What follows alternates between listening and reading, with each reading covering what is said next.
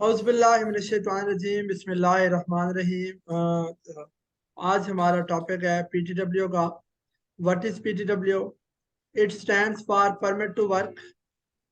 It can be defined as a permit to work is a written record that authorized for a specific work at specific work location and for specific time period. It ensures that all hazards and precautions are understood before work begins. PTW में तीन चीजें होती हैं main. कितनी चीजें? तीन। तीन चीजें। सबसे पहले आपने देखना है कि what is your task work, what is your job description. काम क्या है? जो काम होगा उसके लिहाज से जो परमिट पे मेंशन है, वेल्डिंग मेंशन है तो हम वेल्डिंग ही करवाएंगे, रेडियोग्राफी मेंशन है तो रेडियोग्राफी ही करवाएंगे। अगर कोई और जॉब मेंशन है तो सिर्फ वही जॉब होगा। पीटीडब्ल्यू में सबसे पहली चीज है वर्क। आप permit to work is a written record, ये एक तहरीरी रिकॉर्ड है that authorized for a specific work. मखसूस इजाजतनामा है काम का, स्पेसिफिक वर्क, मखसूस काम के लिए। दूसरी चीज होती है नंबर 2 पे स्पेसिफिक वर्क लोकेशन, मखसूस लोकेशन। इस रूम की लोकेशन जो है वो साइड वाले दूसरे रूम की लोकेशन, आपके परमिट आपका इस रूम का है तो आप दूसरी जगह पे जाके वहां नहीं कर सकते, काम नहीं कर सकते। मखसूस work location and for specific time period. और तीसरी चीज होती है मखसूस वक्त। आज का परमिट आज ही यूज करेंगे। अगर सुबह 8 से 4 बजे तक परमिट है तो 4:08 हो चुके हैं तो अब आप परमिट यूज नहीं कर सकते क्योंकि टाइम जो है वो इनफ हो गया, टाइम अप हो गया है, अब आपको काम नहीं करना। तो मेन चीजें कितनी है टोटल? तीन चीजों पे आपका तीन फोकस होना चीजें। चाहिए। Number 1 work location and specific time period. Work location and specific time period. फिर इसके अंदर it ensure that all hazard and precaution. तो इसके अंदर वर्क काम शुरू करने से पहले तमाम हैजर्ड और प्रिकॉशन को भी हमने अंडरस्टूड करना होता है। तो आप सारे फील्ड के लोग हो, आपके लिए इतना ज्यादा मुश्किल काम नहीं है। परमिट भी आपने देखे हुए हैं, परमिट वहां परमिट है जहाँ पे आप काम करते हैं? जी जी सर है।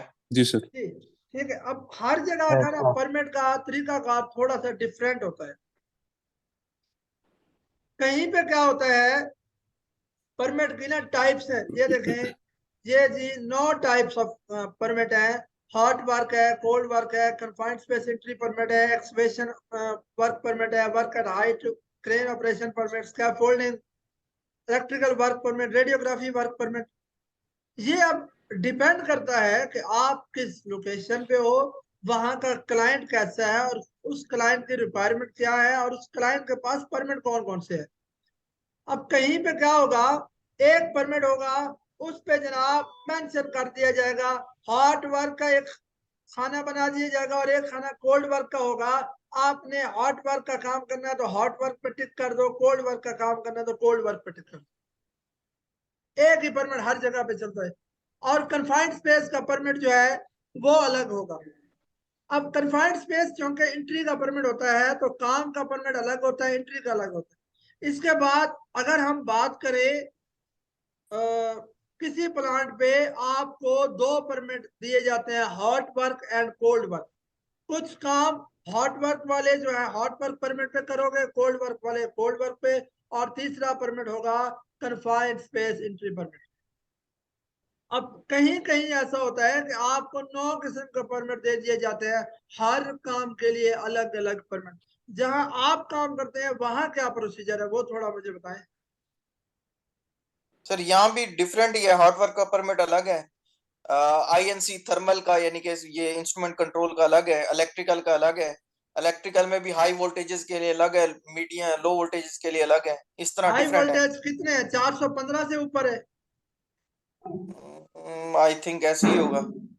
415 वोल्टेज से ऊपर अलग होगा, 415 से बिलो अलग होगा। जी जी बिल्कुल बिल्कुल ऐसे ही है बिल्कुल। अच्छा। और कहीं पे फिर क्या होता है कि क्रेन ऑपरेशन का अलग है, स्कैफोल्डिंग का अलग है। अच्छा, एक और मजे की बात बताऊं, कहीं पे ऐसा भी है कि आपको एक परमिट बनाया, क्लाइंट ने एक ही परमिट बना लिया, ठीक है। अब उसने ऊपर जगह छोड़ दी है, उसने कहा है जी जो परमिट लिखना है ना इसी के ऊपर लिखो। आप लिख लो कि ये इलेक्ट्रिकल परमिट है, ये क्रेन ऑपरेशन है, ये रेडियोग्राफी है, ये हार्ड जॉब है, ये कोल्ड जॉब है, जो भी लिखना है इसके ऊपर लिख के अपना परमिट बना लो। कहीं पे क्या होता है कि क्लाइंट ने कलर कोड ही अलग है, इलेक्ट्रिकल का परमिट अलग होगा, उसका कलर कोड ही अलग होगा। अगर स्कैफोल्डिंग का परमिट है तो उसका कलर कोड ही अलग होगा, रेडियोग्राफी का परमिट है उसका कलर कोड ही अलग होगा। तो हर क्लाइंट का एक क्राइटेरिया डिफरेंट होता है। 19-20 सेफ्टी रूल्स एंड रेगुलेशन में 19-20 होती रहती है। तो हमने चलना है अपने क्लाइंट की रिक्वायरमेंट को लेके, हमारा क्लाइंट क्या चाहता है, हमारे क्लाइंट के पास कितने टाइप के परमिट है, हमारे क्लाइंट के क्या रूल्स हैं, हमारे क्या क्लाइंट के क्या प्रोसीजर है, हमने उसको फॉलो करना। अब मैं अगर आपको बात करूं क्योंकि हम कतर केमिकल्स की, तो वहां जो परमिट था वो एक ही परमिट था, उस पे हॉट वर्क कोल्ड वर्क आपको टिक करना था कि ये परमिट हॉट वर्क का है या कोल्ड वर्क का है। साथ एक कन्फाइंड स्पेस का परमिट था, कन्फाइंड स्पेस एंट्री का अलग परमिट था। अगर इस तरह कतर गैस में जाए तो वहां पे भी इस तरह अलग अलग सेटअप थे। वहां पे कंप्यूटराइज सिस्टम था, थोड़ा एडवांस सिस्टम था कतर गैस का, लेकिन उसमें भी कुछ चीजें हमें पसंद नहीं आती थी कि वो एडवांस तो था, कंप्यूटराइज सिस्टम था, आपने सिर्फ वेल्डिंग लिखना है तो वेल्डिंग के सारे हैजर्ड और प्रिकॉशन सारे उस पर मेंशन हो जाने हैं। लेकिन एक्चुअल जॉब के मुताबिक कभी कभी नहीं होती चीजें, आपको आपका जॉब कुछ और कह रहा होता है और कंप्यूटर कुछ और बोल रहा होता है, तो इस वजह से फिर काफी हर्डल्स भी आते हैं। चले हम यहाँ पे डिस्कस करते हैं कि what is hard job. Hot work permit क्या है जी? A work that involves the source of ignition or the use of naked flame or spark generating potential is classified as hot work. Hot work permit में direct spark पैदा होता है, direct चिंगारी पैदा होती है, जहाँ सोर्स ऑफ इग्निशन हो, जहाँ हीट पैदा हो डायरेक्ट, वो हॉट वर्क परमिट में आता है। जिस तरह आपका welding, cutting, grinding, open flame hot work में ये सारी चीजें आती हैं। उसके बाद है जी cold work permit, work which does not involve, सारी चीज वही है, इसमें अ वर्क दैट इन्वॉल्व है और उसमें विच डज नॉट इन्वॉल्व और that does not involve the source of ignition और नॉट नेक फ्लेम और does not have spark generating potential is classified as cold work permit. जिसमें direct spark पैदा करने की सलाहियत नहीं होती या जिसमें सोर्स ऑफ इग्निशन डायरेक्ट नहीं होता, वो कोल्ड वर्क में शामिल होता है। इसके बाद है कन्फाइंड स्पेस एंट्री परमिट। तो कन्फाइंड स्पेस में आपको जब भी एंटर होना है, एंट्री का परमिट आपको कन्फाइंड स्पेस एंट्री परमिट पे एंट्री होती है, और जो काम अंदर जाके करना है, वो वेल्डिंग करनी है, वो रेडियोग्राफी करनी है, वो स्कैफोल्डिंग करनी है, वो कुछ भी करना है, उसका काम आपको परमिट अलग से लेना पड़ेगा। Confined space entry work permit is used as when entering any confined space such as tank, vessel, tower, pit or sewer. Confined space danger tag entry by permit only. तो आपको जब भी confined space के अंदर दाखिल होना होगा, आपको confined space का परमिट अलग से लेना है। आपको ये नहीं है कि confined space का परमिट जो है वो करें, confined space का परमिट हमेशा एंट्री का परमिट अलग होगा, काम का अलग हो, तो जहाँ confined space होगी वहां दो परमिट यूज होगा। उसके बाद है जी एक्सकवेशन। तो एक्सकवेशन बोलते हैं खुदाई को, एक्सकवेशन वर्क परमिट के जहां भी खुदाई का काम होगा वहां आपको ये परमिट लेना पड़ेगा। अब इसमें क्या है जी? A man made cavity trench depression on an earth surface found by earth removal. Excavation खुदाई में भी दो चीजें होती हैं, एक होता है मैनुअल एक्सकवेशन और दूसरा होता है powered excavation. Manual excavation, the excavation without using any powered equipment, जो है हाथ से करना है, जिसमें कोई पावर्ड इक्विपमेंट यूज नहीं होते। और दूसरा मैकेनिकल एक्सकवेशन जो इलेक्ट्रिकल, और दूसरा मैकेनिकल पावर्ड इक्विपमेंट जहाँ पे यूज होते हैं वो सारा मैकेनिकल एक्सकवेशन में यूज आता है। अब अगर स्कैफोल्डिंग की बात करें हम, अगर आप एक्सकवेशन के डीप में जाएं तो बहुत सारी आगे शोरिंग आती है, आगे बहुत और सारे उसके हैजर्ड और प्रिकॉशन तो अलग हैं, लेकिन फिलहाल यहाँ पे मेन चीजें डिस्कस कर रहे हैं। अगर इसकी डेप्थ में जाएंगे तो और बहुत मजीद लंबा गहरा टॉपिक है। इस तरह अगर स्कैफोल्डिंग की बात करें तो आप सारे जानते हो ना स्कैफोल्डिंग को, जी जी सर।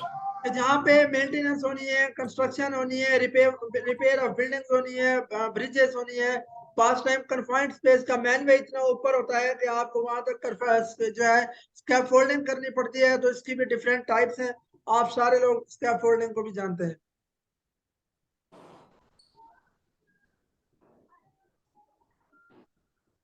परमानेंट है, सस्पेंडेड है, हैंगिंग है, मोबाइल स्कैफोल्डिंग है।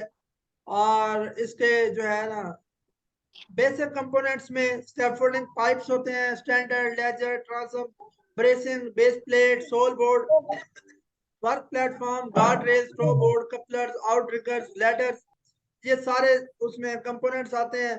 उसके बाद आप जहाँ पे हैं वहां पे स्कैफोल्डिंग के टैग कितने हैं? 3। 3 टैग है, ग्रीन, रेड और येलो। जी कौन ऐसे कौन ही से सर, टैग है? Green, red, yellow. Green, red और येलो। अच्छा, जो यस रेड टैग है वो ओनली यूज होता है स्कैप फोल्डर्स के लिए, और वो भी तब यूज कर सकते हैं जब वो स्कैप फोल्डिंग कर रहे होते हैं। सॉरी सर, रेड उसके लिए यूज होता है, किसी के लिए भी यूज नहीं होता। रेड येलो होता है स्कैफोल्डर्स के लिए। बेटा जब आपने स्कैप फोल्डिंग करनी हो या मॉडिफिकेशन करनी हो या स्कैप फोल्डर है काम करने के लिए, तो आपके सारे टैग रेड टैग पे आ जाते हैं। खुद का खुद यूं समझ लें कि टैग होता ही नहीं है। और रेड टैग पे आपको नॉट फॉर यूज होता है कि आपने काम नहीं करना, सिर्फ वो स्कैप फोल्डर जब काम कर रहे होते हैं तब वो यूज होते हैं। सर हमारे पास यूज होता है जब स्कैफोल्डर काम कर रहे हो ना, या रिगर काम कर रहे हो, तब येलो यूज होता है। जब अच्छा, स्कैफोल्डिंग, जब रिगर बना रहे हैं, परमानेंट का खत्म हो गया है, तो उसके बाद वो रेड टैग लगा देते ताकि कोई बंदा भी इसके ऊपर ना जाए, ना रिगर जाए, ना स्कैफोल्डर ना, अदरवाइज कोई बंदा भी ना जाए। जब और वकास, स्कैफोल्डिंग की मॉडिफिकेशन, जब वकास आपके स्कैफोल्डिंग की पास क्या यूज मॉडिफिकेशन हो होता रही। है?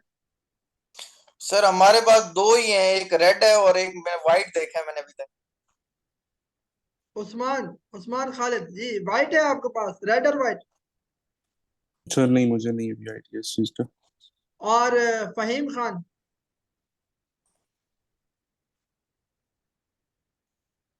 Yes sir. आपके पास कौन से टैग यूज हो रहे हैं? ग्रीन, सिर्फ ग्रीन, ओनली ग्रीन?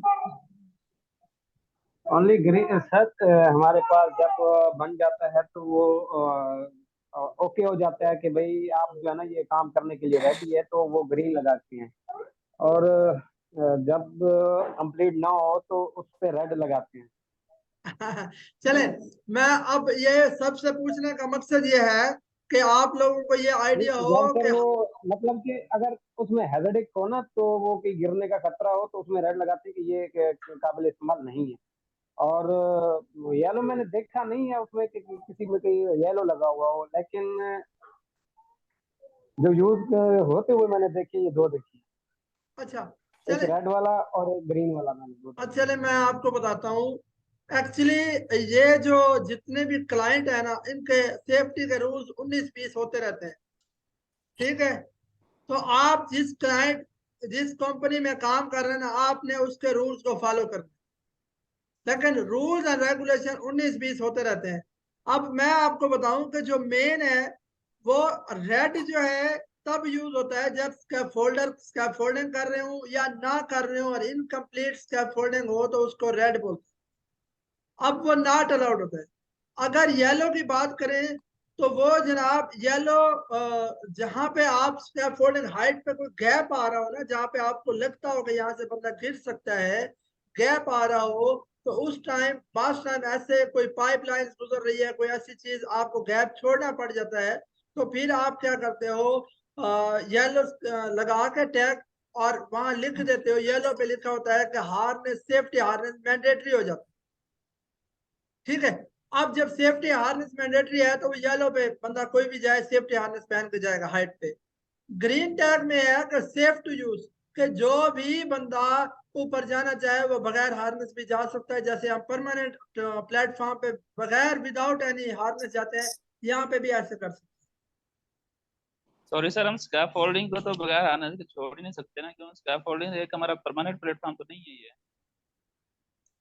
नहीं, हम तो उसमें बगैर आप जहां आप है ना, उस क्लाइंट की ये रिक्वायरमेंट है कि आप उसको बगैर उसके नहीं छोड़ सकते। लेकिन बाकी जो है वो ये हर जगह का अलग क्राइटेरिया होता है। जो इंटरनेशनल क्राइटेरिया है वो उसी की बात मैं कर रहा हूँ कि आप जो है यूज कर सकते हो स्कैफोल्डिंग को बगैर पर में उसके हार्नेस के। सॉरी सर, मैं पूछना ये चाहूंगा कि ये किस स्टैंडर्ड पे है? आयोश, ओशन, ये ये कौन सा ओशिया स्टैंडर्ड ये स्टैंडर्ड कहता पे है होता है, ओशिया स्टैंडर्ड पे होता है। आप हार्नेस बगैर हार्नेस के भी आप ग्रीन टैग पे यूज कर सकते हो, लेकिन आपको ये मुकम्मल यकीन दहानी करनी है। ऐसा नहीं है कि नीचे ग्रीन टैग लगा हुआ है और ऊपर आप जाओ तो गैप हो। तो आपको पहले मुकम्मल यकीन दहानी करनी है कि आपका प्लेटफॉर्म मुकम्मल तौर पर फुली कवर्ड है। फुली कवर्ड है, जिस तरह प्लेटफॉर्म परमानेंट प्लेटफॉर्म होता है इस तरह फुली कवर्ड है। देन आप जो है बगैर हार्नेस चढ़ सकते हो, जा सकते हो। सर इसकी उसकी हाइट की लिमिट तो नहीं है? फॉर एग्जांपल 20 फुट, 30, 40, 50 या 10 नहीं फुट? नहीं, कोई लिमिट नहीं। लाइक फॉर हमने एमएस का टैंक बनाया है, एग्जांपल फॉर, उसके चारों तरफ हमने स्कैफोल्डिंग लगा दिए, प्लैंक्स लगा दिए, टू बोर्ड लगा दिए, रेलिंग लगा दी, बिल्ड टॉप। उसके बाद हम ग्रीन टैग उनको दे दें तो फ्री हार्नेस हम उसको फ्री कर सकते हैं। हाँ जी, लेकिन आपका क्लाइंट अगर मानता है, पाकिस्तान का क्लाइंट कहाँ मानता है सर ऐसी बात? मानते हैं, एग्रो फर्टिलाइजर में जाओ ये 3 टैग यूज हो रहे हैं। नहीं सर। और आपको पता है कि एंग्रो की सेफ्टी जो है एशिया में पहले नंबर पे है। एशिया में पहले नंबर पर होगी, लेकिन यूनिलेवर सब ठीक है सर। यार बेटा, बात यह है कि आप एंग्रो में अभी शटडाउन चल रही है, आपके दोस्त वहां पे हैं, किसी से भी पूछ लेना कि कितना टैग चल रहा सर मैंने खुद किया है, एंग्रो में किया है, एंग्रो डायर किया है, एंग्रो है। हाँ, तो प्रोडक्ट एंग्रो में 3 टैग थे ना। जी। अच्छा जी, अगर क्रेन ऑपरेशन की बात करें तो आप permit issued for the work of crane used for different activities. एक जगह से दूसरी जगह किसी भी मटेरियल को शिफ्ट करने के लिए हम क्रेन ऑपरेशन करते हैं। अगर इसके रिक्वायरमेंट्स पे जाएं तो इसमें बहुत सारी चीजें आ जाती हैं। उसको भी हम कभी टाइम मिला तो डीपली डिस्कस करेंगे। कभी एक एक टॉपिक इस पे तो फिर बड़ा लंबा टाइम चाहिए ना, कि अगर आप एक एक टॉपिक को एक एक दिन दें तो। इलेक्ट्रिकल वर्क परमिट, जितना भी इलेक्ट्रिकल का काम होगा वो सारा इलेक्ट्रिकल वर्क परमिट पे होगा। रेडियोग्राफी वर्क परमिट, ये जो है ना, जब आपने रेडियोग्राफी करनी है, the permit is issued when there is use of source of radiation for work. Radiation जहां आपने रेडियोग्राफी करनी है उसके लिए आपको आरटी करनी है, रेडियोग्राफी परमिट चाहिए। अच्छा, अब मैं यहाँ पे आप लोगों से कुछ से पूछना चाहता हूँ। उस्मान, आपको रेडियोग्राफी के बारे में पता है? नहीं सर। और करेन ऑपरेशन के बारे में? सर नहीं, मैंने इस फील्ड में सर नया हूँ। अच्छा, वकास आपको? सर रेडियोग्राफी का यही होता है कि रेज होती हैं। अब ये पता नहीं कौन सी रेज होती हैं जिन पे वो एक लिमिट होती है कि उस एरिया में आप जा नहीं सकते, वरना वो आपके लिए हार्मफुल है। और उसका एक टाइम होता है, आपको उस टाइम में यूज करना होता है जब आपकी जो एम्प्लॉयज की स्ट्रेंथ है वो सबसे कम हो। जैसे रात का टाइम ले लें, ब्रेक का टाइम ले लें, इस तरह के टाइम में यूज करते हैं। और क्रेन ऑपरेशन का भी पता है। आपको रेस दिखा दूं कौन सी रेस है? जी रेज बता दें। कभी ये एक्टिविटी होते हुए नहीं देखी। अच्छा। हम्म। जैसा अब यहाँ से मैं कुछ पूछना चाहूंगा कि जब हम इसकी रेडियोग्राफिक एरिया बैरिकेड करते हैं हाँ हाँ। तो उसके हम फॉर्मूला क्या है कि जब उसके मेजरमेंट लेके हम कहते हैं कि भाई इतने फुट तक हम एरिया बैरिकेड कर देते हैं ताकि जितना भी रेडियोग्राफी के हम हैं इस एरिया से बाहर नहीं जाएंगे, उसका फॉर्मूला मैं पूछना चाहूंगा। उनके पास इस तरह का कोई फार्मूला नहीं होता कि वो कहेंगे जी इतने मीटर पे हो जाता है। उनके पास एक्चुअली वो होता है, एक दो चीजें होती हैं। एक चीज ये है कि जनाब जो वो अपनी मशीन यूज कर रहे हैं ना रेडियोग्राफी के लिए, ठीक है, एक तो उसमें लिखा होता है कि जनाब ये इतनी लिमिट तक इसकी जा रही है, वेव्स जा वेस्ट रही जा हैं, रही है शुआएं जो है ना, इसकी इतने शुआएं रेडियस जा रही है तक इसकी। वेव्स जा सकती हैं। एक सही। दूसरी चीज होती है कि उनके पास एक मीटर होता है, जी। वो आपके जो वेव्स हैं शुआ मापने वाला मीटर होता है। जिस तरह अगर हमारे मोबाइल पे सिग्नल आ रहे होते हैं ना, ऐसे ही है। इस तरह मीटर पे वो मीटर पकड़ लेते हैं और चलते जाते हैं। जब चलते जाएंगे तो जहां सिग्नल खत्म हो जाएंगे वहां तक उन्होंने कहना है कि भाई यहाँ पे सिग्नल अब रेज यहाँ पे नहीं आ रही, यहाँ पे वेरिफिकेशन करो। सही तरीका नेम ये है। मीटर का नेम का आइडिया है सर? हाँ, डोजीमीटर है ना, मीटर का डोजीमीटर है। तो जी मीटर, क्योंकि हमने ना सर एफएफएल में फौजी में करवाई थी रेडियोग्राफी ना पाइपलाइन की। हाँ तो हाँ, उस टाइम वहाँ पे जो थे ना, तो तकरीबन उन्होंने फॉर्मूला बताया था। वो कह रहा था कि 100 फीट तक राउंड अबाउट जो आपको सर्कल में आ रहा है ना, एरिया बैरिकेड कर दो। देखें ये बात उसने सही की कि आपने जो है राउंड अबाउट तो हो गया ना, अंदाजा एक मोहतात अंदाजे के मुताबिक कि इतना कर लो। वो सही भी हो सकता है, वो गलत भी हो सकता है। उसने ये बताया था कि 100 फीट तक ना कुछ नहीं जा सकते, आप 100 फीट तक ले लें मेजरमेंट। जिस पॉइंट से आपने करनी है उसके राउंड पूरे सर्कल में 100 फुट हर सर्कल से जहाँ पॉइंट है, आप जहाँ पे बैरिकेड करनी है वहां से 100 फीट हो। और उसने अपनी मशीन के लिहाज से ना, मशीन की होती है क्यूरी कि वो कितने क्यूरी वाली मशीन है, तो उसने उसके लिहाज से जो है वो आपको बता दिया, अंदाजा बता दिया कि इतने फीट तक कुछ नहीं होता, आप वेरिफिकेशन कर दो। वैसे मीटर का नाम डोजी है। हाँ जी। अच्छा, अब DOS ये है। है जी अल्फा पार्टिकल्स। अल्फा जो है ये smoke detector and science lab. Smoke detector आपके रूम में लगे होते हैं। अगर आप सिगरेट पिएंगे या ऑफिस की बिल्डिंग में लगे होते हैं, सिगरेट पिएंगे तो वहां से वो स्मोक को डिटेक्ट करेगा या हीट को आग को डिटेक्ट करेगा, फायर को। तो फौरी तौर पर जो है वो हो जाएगा, अलार्म हो जाएगा। उसके बाद थिकनेस गेजेस वगैरह बीटा पार्टिकल्स में आती हैं, जो हमारे एक्सरे होते हैं, मेडिकल एक्सरे। जी। ये और दूसरा हमारी सिक्योरिटी स्कैनर होते हैं। आप जिस किसी उसके अंदर जाएं, शॉपिंग मॉल के अंदर जाएं, अस्पतालों के अंदर जाएं, तो वहां आपको सिक्योरिटी स्कैनर से, अगर आप एयरपोर्ट पे जाएं तो वहां आपको सिक्योरिटी स्कैनर से गुजरना पड़ता है। ऐसे ही है। जी जी सर। जी, मेडिकल एक्सरे, रेडियोग्राफी और सिक्योरिटी स्कैनर ये आपके ये भी एक्सरे में होते हैं। और जो आपकी गैमा रेज होती है ना, न्यूट्रॉन्स आपके होते हैं, जो आपका न्यूक्लियर पावर स्टेशन है जहाँ पे आपके बम वगैरह बन रहे होते हैं। और गैमा रेज क्या है? Industrial radiography for NDT, non destructive testing of metal and weld. Gamma rays होती है। आप समझ आइए कौन सी रेज होती है? Gamma race. गैमा रेज होते हैं। चलिए अब हम अपने टॉपिक पे आते हैं कि ये गैमा रेज जो है,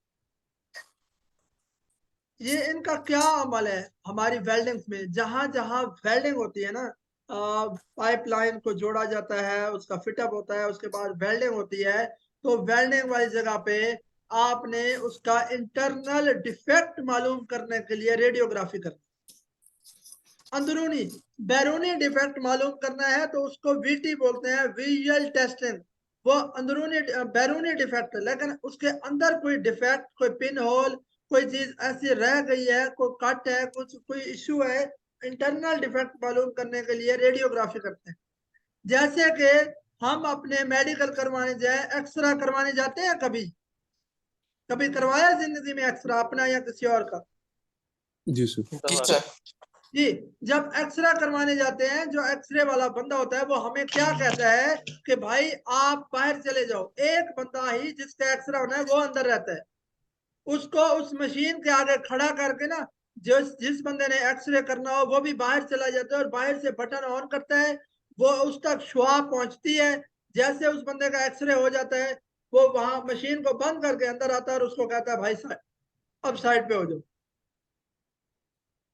और उसके आगे एक फिल्म रख जाता है, वो जिसमें वो चीज रिकॉर्ड हो जाती है। इंटरनल डिफेक्ट जो भी हो वो सामने आ जाता है। उसके अंदर इंटरनल जो आपका एक्सरे हो जाता है। अब अंदर का जो सारा बॉडी है ना, वो नजर आ रही होती है कि अंदर क्या इशू है या नहीं है, वो बात की बात है, लेकिन इंटरनल इंफॉर्मेशन उसके पास। ऐसे ही जब हम वेल्डिंग करते हैं तो हम वेल्डिंग के बाद रेडियोग्राफी करते हैं। अब रेडियोग्राफी के टाइम आपको शुआएं, क्योंकि हम तो ओपन में होते हैं, बहुत टाइम कम ऐसा हो कि कभी हम किसी चार दीवारी के अंदर रेडियोग्राफी करनी पड़े, अदरवाइज तो हमें ओपन करनी पड़ती है। तो उसका जिस तरह वकार बता रहे हैं कि जी 100 फीट दूर तक जो है हमने बैरिकेशन की, तो इस तरह आपको आपकी दूर दूर तक शुआएं जा रही होती है। अब शुआओं से जाहिर नुकसानात भी होते हैं, तो इस वजह से जहां तक इसकी शुआएं जाती हैं गैमा रेज की, वहां तक उन्होंने जनाब बैरिकेशन कर देनी है, और साथ हेल्पर भी खड़े कर देने हैं। एक तो सेफ्टी वाले हो सकते हैं, क्यूसी वाले खुद भी होते हैं, हेल्पर खड़े कर देते हैं भाई अब यहाँ से कोई भी बंदा अंदर ना जाए। सेम सेम ऐसे ही क्रेन ऑपरेशन की बात करें तो क्रेन ऑपरेशन का भी जहां से आपने एक जगह से लोड उठाना है ना, एक जगह से लोड दूसरी जगह पे ले जाना है, तो आपको प्रॉपर बैरिकेशन कर देनी है और लोगों को बाहर निकाल देना है कि भाई आप लोग बाहर चलो, यहाँ पे अभी हमने ये चीज उठानी है एक जगह से दूसरी जगह, हमने ये लोड मुंतकिल करना है, आपको साइड पे हो जाना। लेकिन होता क्या है, कोई वहां पे वेल्डिंग कर रहा होगा, कोई फिटअप कर रहा होगा, कोई कोई काम कर रहा होगा, आप लोगों को बाहर करेंगे। पहली बात है बैरिकेशन नहीं होती प्रॉपर बैरिकेशन करवाई आप लोगों को बाहर किया, लोग फिर आ जाते हैं। कोई कहेगा मैं इंजीनियर हूँ, कोई कहेगा मैं सुपरवाइजर हूँ। भाई लोड जब ऊपर से हाइट से गिरेगा, वो बोलेगा भाई इंजीनियर साहब है मैं इसको छोड़ दूं, नहीं ना। अब यहाँ पे डायरेक्ट मौत नजर आ रही है, डेथ डेथ वारंट डायरेक्ट है कि अगर लोड अल्लाह ना करे गिरता है हाइट से, मशीन फेलियर हो सकता है, क्रेन का फेलियर हो सकता है जो आपने वेब स्लैंग्स उसके साथ बांधे हुए हैं, लोड जिसको बांधा हुआ है वो बेल्ट ही आपके ढीले हों, कोई और इश्यू हो जाए जिसकी वजह ऑपरेटर से कोई फॉल्ट हो जाए, इन सारी ह्यूमन फॉल्ट भी तो हो सकता है ना, कि वो लोड ऊपर गिर जाए हमारे ऊपर आए तो डायरेक्ट डेथ है। लेकिन क्रेन ऑपरेशन में आप बैरिकेशन लगाएं और लोड को उठाएं तो लोगों को बाहर निकालेंगे, लोग फिर अंदर खड़े होंगे, बड़ा मुश्किल है लोगों को कवर करना। ऐसे ही वकार या नहीं, सही कह रहा हूं मैं? जी जी सर, आप सही कह रहे हैं। अच्छा, रेडियोग्राफी में क्या होता है, आप बैरिकेशन बाद में लगाते हैं, लोग पहले भाग। और नया एक तो नई नई जॉब होती है, देखने आते हैं अपने क्या मिठाई बांट रहे हैं, ये चार बंदे आए हैं स्पेशली प्रोटोकॉल के साथ, ऐसे भागते हैं जैसे कोई नई चीज निकल आए। अच्छा, हमने करवाई अ- थी हम अब हमने होता क्या करवाई थी है। हमने स्पेश सॉरी सर, मैं हाँ। एक बात ऐड करना चाहूंगा। हमने ना करवाई थी रेडियोग्राफी, यार अगर नाइट टाइम था फौजी में ना, तो FFL है फौजी फ्लैश एंड फ्रीज साहिवाल में, हम्म। वहां पे नाइट टाइम कराई थी। तो वहां पे ना नाइट शिफ्ट थी, वहां पे ना फूड के वाले से आते हैं ना, तो कुछ वहाँ पे मुकामी लोग आते हैं फूड का ना वहाँ पे पैकिंग करने, उसका जो भी प्रोसेस होता है। तो नाइट टाइम में करवाई तो हमने बैरिकेड लगवाया कि हार्ड बैरिकेड करवाया, फिर भी लोग अंदर आ जाते हैं। हमने सिक्योरिटी गार्ड बुलवाया कि हर पॉइंट पे दो दो सिक्योरिटी गार्ड खड़े किए, तब जाके हमारी रेडियोग्राफी हुई, तब जाके हमारा एरिया कवर्ड हुआ। बाज का लोगों को बताया जाए ना यार ये आपके खिलाफ है, ये आपके लिए अच्छी नहीं है, तो जानबूझ के वहां पे आते हैं। अच्छा चलें, अब मैं आपको एक वाकया सुनाता हूँ, मैं बात सुनाता हूँ एक।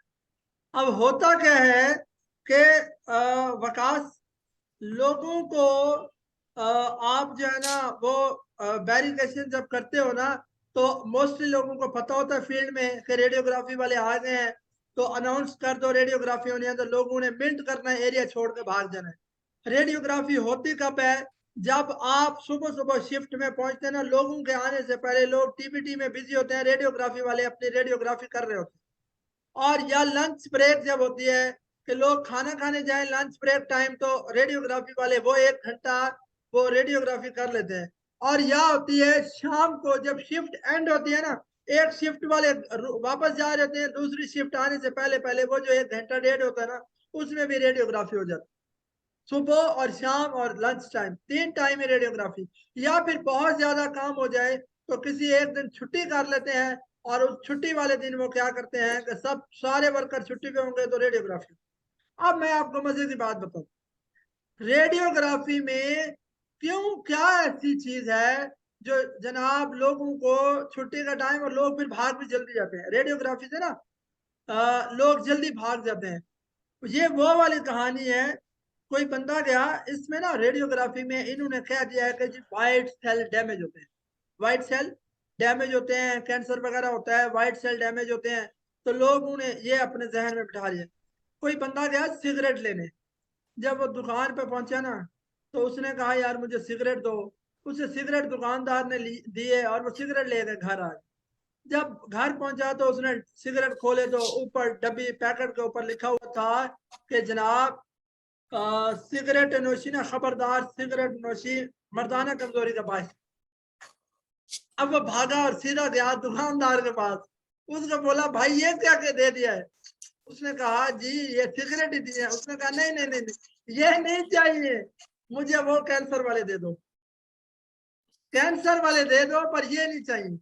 कैंसर हो या कोई मसला नहीं, अब लिखा होता है ना खबरदार तंबाकू नोशी कैंसर का बायस है, उसने कहा ये चाहिए वो नहीं। अच्छा खैर, सेम यही बात है रेडियोग्राफी में।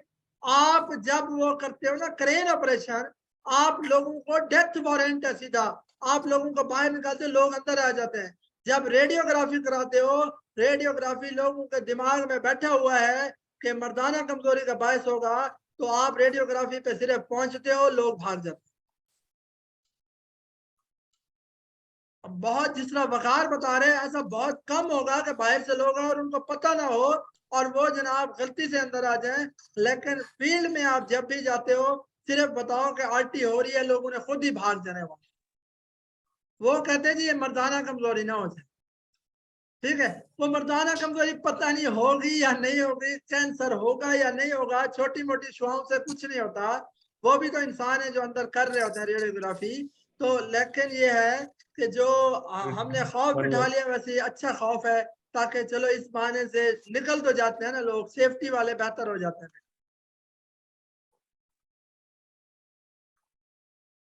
यहाँ तक आई समझ आप लोगों को? जी सर। अच्छा, आज हम अपना टॉपिक यहाँ पे खत्म करें। बिल्कुल। कल हम जो है ना एक लोटो पढ़ेंगे, लोटो का टॉपिक है लॉकआउट टैग आउट। आप सर्च करना चाहो तो बेशक उसके बारे में पहले सर्च कर लेना, ताकि हम उस पर डिस्कस कर लेंगे। ये परमिट वाला टॉपिक है, ये आज आप हमने पढ़ा है। और उसके बाद ना अब हमारी कुछ रहती हैं वो ना डेफिनेशंस हैं, ठीक है, जिस तरह हैजर्ड की डेफिनेशन है, रिस्क असेसमेंट है, आईओएस के मॉड्यूल्स अभी हमने पढ़ने हैं, डेफिनेशन पढ़ेंगे हम। और डेफिनेशंस के बाद जो है कि responsibilities of safety officer, safety supervisor, और objective of safety officer, qualities of safety officer, ये भी हम डिस्कस करेंगे इंशाल्लाह। और साथ लोटो भी पढ़ेंगे। तो कल हम जो है ना बाकी चीजें डिस्कस करते हैं फर्दर। लेकिन आपने सर जो इसको आप हम जी जी जी सर, जो हमारे पास डब्ल्यू में वर्क टू परमिट जो है ना, वो परमिशन टू वर्क जो है ना, वो सेक्शन के हिसाब से उन्होंने डिवाइड की हुई है, उसमें कलर कोडिंग